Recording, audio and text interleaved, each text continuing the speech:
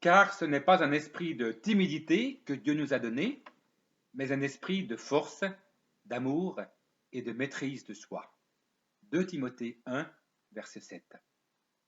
L'apôtre Paul exhorte son jeune ami Timothée à ranimer la flamme du don de Dieu qu'il a reçu par l'imposition des mains. Verset 6 de 2 Timothée 1. Puis il lui affirme donc ce que nous venons de lire concrètement concernant donc l'esprit reçu. Car ce n'est pas un esprit de timidité que Dieu nous a donné, mais un esprit de force, d'amour et de maîtrise de soi. Alors, comment fait-on pour ranimer un feu, une flamme? Eh bien, on souffle dessus. On souffle dessus.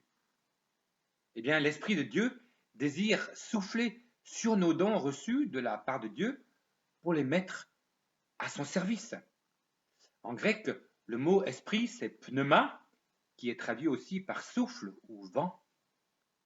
Et comme résultat de ce souffle sur nos dons, la crainte, bien la timidité disparaît, ou en tout cas, elle s'amenuise.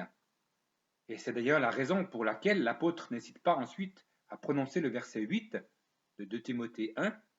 N'aie donc pas honte du témoignage à rendre à notre Seigneur, dit-il donc à Timothée, mais aussi à nous. Nous avons célébré, il y a quelques semaines, la Pentecôte, la venue du Saint-Esprit de Dieu sur les apôtres et les croyants réunis à Jérusalem. Actes chapitre 2. Mais Pentecôte, ce devrait être tous les jours pour celles et ceux qui ont mis leur confiance dans le Seigneur qui a envoyé son Esprit. Cet Esprit, loin de nous de faire des lâches, nous rend forts, aimants et réfléchis.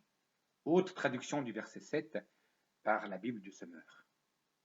Oui, le Saint-Esprit nous donne, premièrement, la force. En grec, dynamis, qui a donné le mot dynamique en français.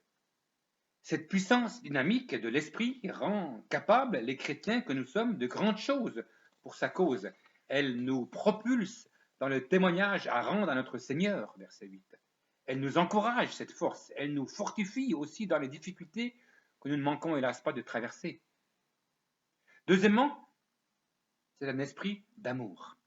Agapé en grec, celui qui donne et qui se donne d'une manière totale et désintéressée, à la suite du Seigneur Jésus lui-même. Esprit d'amour, c'est l'esprit aussi qui aime même les non-aimables et même les ennemis. Voyez Matthieu 5, 43 à 48 qui en parle. Voyez aussi la fameuse voie par excellence, 1 Corinthiens 12, verset 31, puis chapitre 13, le fameux hymne à l'amour, si connu.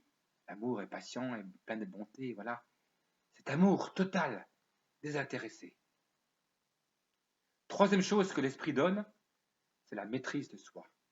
Sophronimos en grec, qui signifie aussi la modération, la prudence, le conseil, la tempérance, la sagesse, la sobriété, d'une manière sensée on pourrait dire. Oui, le Saint-Esprit est raisonnable, équilibré, sage, sensé. Il est puissant, certes, mais il est aussi modéré, c'est-à-dire pas incongru ou brouillon ou fou. Esprit de sagesse, de maîtrise de soi. Alors avec cette force, cet amour et cette sagesse du Saint-Esprit, eh bien je nous souhaite à toutes et à tous une merveilleuse fin de printemps et bientôt un début d'été, aussi bien pour nos vies personnelles que nos vies familiales, professionnelles, relationnelles, ecclésiales et sociales. Si cet esprit nous anime, eh bien nous accomplirons de grandes choses et même des miracles pour la gloire de Dieu, et ceci dans le quotidien naturel, mais jamais banal, de nos existences. Oui, esprit de force, d'amour et de maîtrise de soi. Amen.